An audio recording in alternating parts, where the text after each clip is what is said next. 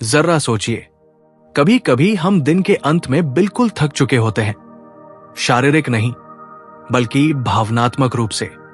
जैसे कुछ अंदर से खाली हो गया हो, जैसे कोई आपकी रूह का एक टुकड़ा चुपचाप निकाल कर ले गया हो और आपको पता भी न चला हो। आप सोचते हैं, मैंने तो कुछ खास नहीं किया आज, फिर इतनी थकान क्यों? लेकिन यही तो है असली संकेत। ये थकान कोई मामूली बात नहीं है, ये आपके भीतर से निकलती उस ऊर्जा की पुकार है जिसे आपने दिन भर जाने अनजाने खो दिया। आप हर दिन अपनी ऊर्जा को ऐसे बांटते हैं जैसे वो कभी खत्म ही नहीं होगी, बिना सोचे, बिना जांचे। फोन की नोटिफिकेशन, हर बेमतलब की बातचीत, सोशल मीडिया पर देखा गया हर डरावना वीडियो, ये सब छोटी छोटी छेद हैं जिनसे आपकी ऊर्जा बह रही है और आप सोचते हैं कि ये तो नॉर्मल है। लेकिन यही नॉर्मल अब आपको धीरे धीरे अंदर से खत्म कर रहा है। ये कोई कल्पना नहीं है, ये एक सच्चाई है जो हम सबकी जिंदगी में हो रही है। हम बिना समझे अपनी सबसे कीमती चीज, अपनी ऊर्जा, उन्हें दे रहे हैं जो उसे सम्मान नहीं देते।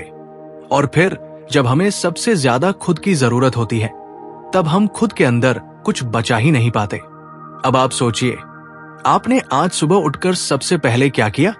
क्या आपने एक पल के लिए भी खुद को महसूस किया, अपने विचारों को देखा, अपने दिल की आवाज सुनी, या फिर सीधा मोबाइल उठाया और बाहरी दुनिया से जुड़ गए?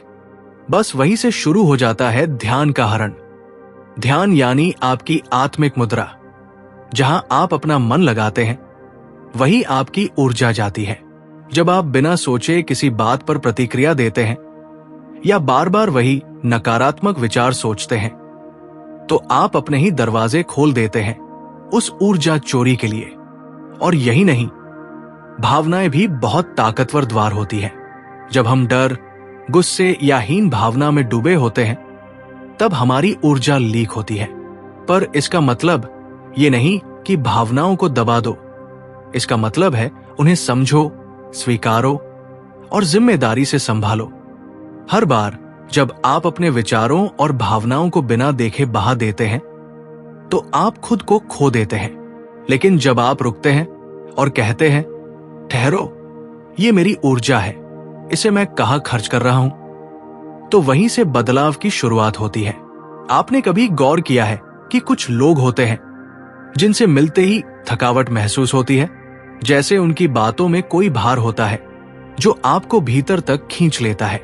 आप उन्हें बार बार समझाने की कोशिश करते हैं, उनका दर्द सुनते हैं, उनकी शिकायतों को संभालते हैं, और बदले में क्या मिलता है? एक भारीपन, एक बेचैनी, एक खालीपन। ऐसे लोग अक्सर खुद भी नहीं जानते कि वे दूसरों की ऊर्जा चूस रहे हैं। लेकिन अगर आप सजग नहीं, तो आप हर बार अपना एक हिस्सा उन्हें दे देते हैं। कभी कभी ये आपके सबसे करीबी लोग होते हैं, पर इसका मतलब ये नहीं कि आप हमेशा उनके लिए खुला दरवाजा बने। कोई भी रिश्ता अगर हर बार आपको ड्रेन छोड़ जाए, तो वहां सोचने की जरूरत है। ये जरूरी नहीं कि आप रिश्ता तोड़े, लेकिन अपनी सीमाएं तय करें। हर बार जब आप बिना सुरक्षा के किसी की भावनात्मक गहराई में उतरते हैं, तो आप खुद को जोखिम में डालते हैं। अब वक्त है कि आप ये समझें, हर मदद, हर सहानुभूति, हर सहारा भी एक सीमा चाहता है, और आपकी ऊर्जा की रक्षा करना आपकी पहली जिम्मेदारी है, अपने लिए, अपने भविष्य के लिए। अब आप सोचिए, क्या सिर्फ 10 मिनट का मेडिटेशन या एक मोमबत्ती जलाना काफी है खुद को बचाने के लिए? क्या सुबह सुबह उठकर 2 पॉजिटिव अफर्मेशन बोल देने से आप अपनी ऊर्जा को सच में सुरक्षित कर लेते हैं? नहीं, असली सुरक्षा सिर्फ सतही चीजों से नहीं आती, वो आती है गहरी जागरूकता से, रोजमर्रा की आदतों से, उस अनुशासन से जो भीतर से आता है। जब आप अपने हर विचार को पहचानने लगते हैं, तब आप अंदर से मजबूत होते हैं। जब आप अपने हर इमोशन को सिर्फ महसूस नहीं करते, बल्कि उसे समझते हैं, तब आप धीरे धीरे वो कवच बनाते हैं जो दुनिया की किसी भी नकारात्मकता को पार नहीं करने देता। यही है असली आध्यात्मिक अनुशासन, जहां आप खुद के ही प्रहरी बन जाते हैं। जो लोग सोचते हैं कि एक बार मंदिर जाने या कोई साधना कर लेने से सब सुरक्षित हो जाएगा। वो भूल जाते हैं कि ऊर्जा की लड़ाई हर दिन लड़ी जाती है, हर विचार में, हर प्रतिक्रिया में। और जब आप हर दिन सजग होकर चुनते हैं कि आप किसे सुनेंगे, किस पर ध्यान देंगे और किस भावना को पालेंगे, तभी आप वो दिव्य सुरक्षा कवच तैयार करते हैं जिसे कोई बाहरी शक्ति नहीं तोड़ सकती। अब बात करते हैं उन गुप्त डोरों की जो हमें ऐसे लोगों से बांध कर रखते हैं जिनसे हमारा जुड़ाव अब हमारी ऊर्जा को ही नुकसान पहुंचा रहा है। आपने कभी महसूस किया है कि कुछ रिश्ते अब आपके लिए सही नहीं हैं, फिर भी आप उनसे अलग नहीं हो पाते? ऐसा लगता है जैसे कुछ अंदर से आपको खींच रहा है, भले ही सामने वाला अब आपकी जिंदगी में नहीं भी हो।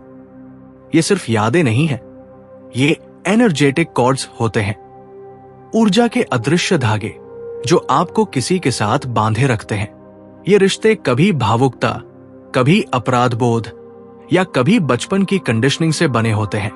जैसे अगर आपने बचपन में सीखा कि सबको खुश रखना ही प्यार है, तो आप हमेशा अपनी ऊर्जा दूसरों को देते रहेंगे, अपने अस्तित्व की कीमत पर।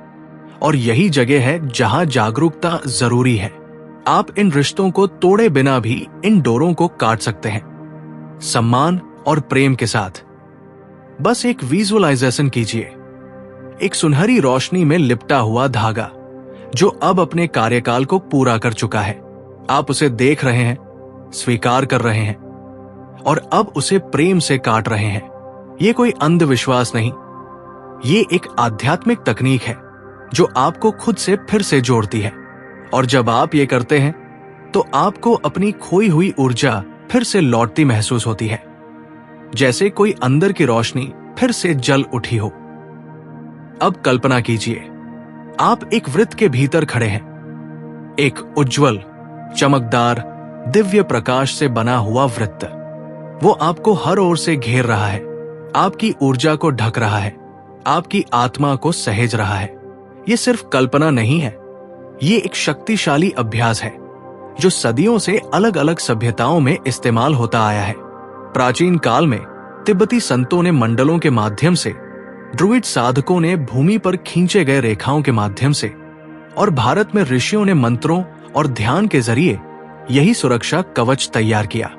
जब आप हर दिन कुछ मिनट निकालकर एक सफेद प्रकाश का गोल घेरा अपने चारों ओर महसूस करते हैं और ये कहते हैं, मैं इस प्रकाश से सुरक्षित हूं, जो प्रेम और सत्य से नहीं है वो मुझ तक नहीं पहुंच सकता, तो आप अपनी ऊर्जा को एक दिव्य आभा में बांध देते हैं। और जब आप लगातार ऐसा करते हैं तो आप पाएंगे कि कुछ लोग आपसे धीरे धीरे दूर होने लगे हैं। ये वही लोग होते हैं जिनकी ऊर्जा अब आपकी तरंगों से मेल नहीं खाती। और ये दूरी कोई अलगाव नहीं, बल्कि आपकी आत्मा की रक्षा है। ये जीवन का वो मोड़ होता है जहां आप समझ जाते हैं कि हर किसी को अपने घेरे में आने की अनुमति नहीं होनी चाहिए। ये सीमाएं खींचना कोई कठोरता नहीं, ये आत्मसम्मान का सूचक है। लेकिन तब सवाल उठता है, अगर ये लोग हमारे परिवार के हैं, हमारे प्रियजन हैं, तो क्या हमें उनसे भी दूरी बनानी चाहिए? और यही वो जगह है जहां सीमाएं सबसे पवित्र अवधारणा बन जाती है। सीमाएं कोई दीवार नहीं होती, ये वृत्त होते हैं, प्यार से खींचे गए वृत्त जो हमें ये तय करने का अधिकार देते हैं कि कौन हमारे आंतरिक मंदिर में प्रवेश करेगा और कौन नहीं। आप किसी को दिल से चाह सकते हैं और फिर भी उनकी नकारात्मकता को अपने जीवन में प्रवेश करने से रोक सकते हैं। ये स्वार्थ नहीं है, ये आत्मिक स्वराज है। जब आप सीमाएं तय करते हैं तो आप ये नहीं कह रहे कि मैं तुमसे प्यार नहीं करता, बल्कि आप कह रहे हैं कि मैं खुद से भी प्यार करता हूं और मैं अपने भीतर की रोशनी की रक्षा करूंगा। इस दुनिया में बहुत से लोग दूसरों की सेवा के नाम पर खुद को खत्म कर देते हैं, लेकिन सच्ची सेवा वही है जो पहले खुद को संजोती है, फिर दूसरों तक पहुंचती है। जब आप अपनी ऊर्जा का सम्मान करते हैं, तभी आप दूसरों की भी मदद कर सकते हैं, वरना आप बस थकते जाते हैं और अंततः खुद को खो देते हैं। अब हम पहुंचते हैं उस अंतिम रहस्य पर जो सच्ची ऊर्जा रक्षा को सिर्फ रक्षा नहीं, बल्कि एक उच्चतर परिवर्तन में बदल देता है। क्योंकि ये यात्रा सिर्फ खुद को बचाने की नहीं है, ये खुद को प्रकाश में बदलने की यात्रा है। ये वो अवस्था है जहां आप अब किसी से डरते नहीं, किसी से छुपते नहीं, बल्कि खुद को इतनी मजबूती से पकड़ लेते हैं कि दुनिया की कोई भी नकारात्मकता आपको छू नहीं सकती। इसे कहते हैं आंतरिक अग्नि का जागरण। हर भावना, चाहे वो डर हो, क्रोध हो, ईर्ष्या हो या अकेलापन, उसमें एक ऊर्जा होती है, और अगर आप उसे दिल में लाकर उसे जज किए बिना स्वीकार कर ले तो वही भावना ज्ञान में बदल सकती है। यही है ट्रांसम्यूटेशन, जहां छाया प्रकाश बन जाती है। बहुत से ऋषियों, सूफियों और योगियों ने यही कहा है कि हमें बुराई से डरना नहीं है, बल्कि उसे साधन बनाना है। जब आप अपने भीतर की सबसे गहरी पीड़ा को आलिंगन देते हैं, तब वही पीड़ा आपकी शक्ति बन जाती है, और यहीं से एक नई ऊर्जा का उदय होता है, जो न केवल खुद को सुरक्षित रखती है, बल्कि आसपास के वातावरण को भी बदलने लगती है। अब आप ऊर्जा के रक्षक नहीं, स्रोत बन जाते हैं। आपकी उपस्थिति ही लोगों को सुकून देने लगती है। आपके शब्द प्रेरणा बनते हैं। आपका मौन भी उपचार करता है।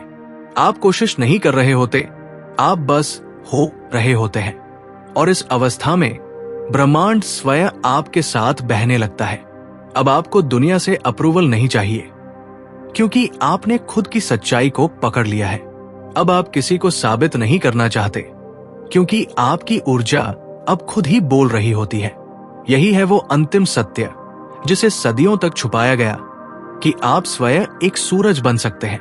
आप खुद एक मंदिर हैं, और जब आप अपनी रोशनी में टिक जाते हैं तो कोई अंधकार आपका कुछ नहीं बिगाड़ सकता।